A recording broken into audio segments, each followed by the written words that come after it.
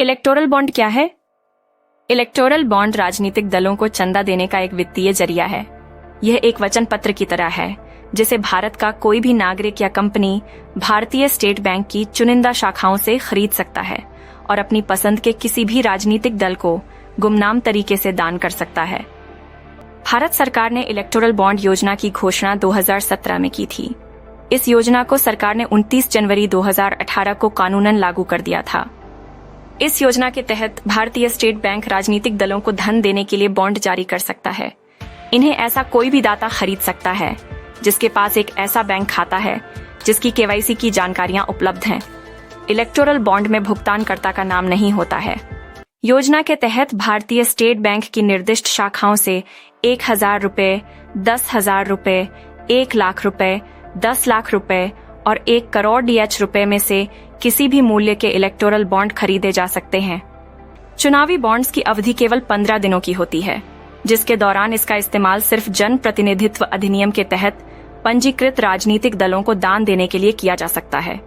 केवल उन्हीं राजनीतिक दलों को इलेक्टोरल बॉन्ड के जरिए चंदा दिया जा सकता है जिन्होंने लोकसभा या विधानसभा के लिए पिछले आम चुनाव में डाले गए वोटों का कम से कम 1% वोट हासिल किया हो।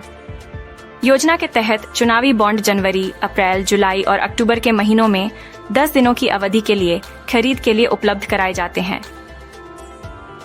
इन्हें लोकसभा चुनाव के वर्ष में केंद्र सरकार द्वारा अधिसूचित 30 दिनों की अतिरिक्त अवधि के दौरान भी जारी किया जा सकता है। चुनाव आयोग और RBI की राय।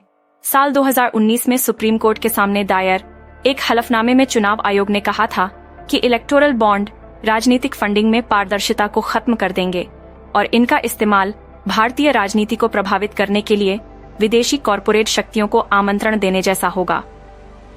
चुनाव आयोग ने यह भी कहा था कि कई प्रमुख कानूनों में किए गए संशोधनों की वजह से ऐसी शेल कंपनियों के खुल जाने की संभावना हट जाएगी जिन्हें सिर्फ राजनीतिक पार्टियों को चंदा देने के इकलौते मकसद से बनाया जाएगा।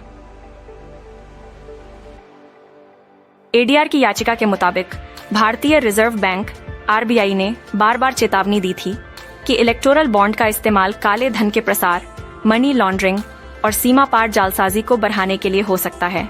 इलेक्टोरल बॉन्ड को एक अपारदर्शी वित्तीय उपकरण कहते हुए RBI ने कहा था कि चूंकि ये बॉन्ड मुद्रा की तरह कई बार हाथ बदलते हैं, इसलिए उनकी गुमनामी का फायदा मनी लॉन्ड्रिंग के लिए किया जा सकता है।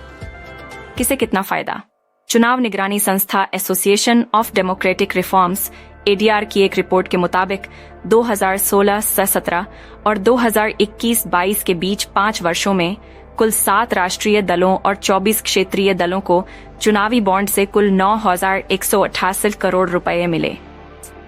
इस 9,188 करोड़ रुपए में से अकेले भारतीय जनता पार्टी की हिस्सेदारी लगभग 572 करोड़ रुपए थी, यानी कुल इलेक्टोरल बॉन्ड के जरिए दिए गए चंदे का करीब 58% बीजेपी को मिला।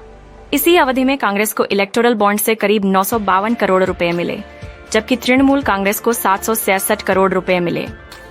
ADR की रिपोर्ट के मुताबिक वित्त वर्ष 2017-18 और वित्त वर्ष 2021-22 के बीच राष्ट्रीय पार्टियों को इलेक्टोरल बॉन्ड के जरिए मिलने वाले चंदे में 743% की बढ़ोतरी हुई।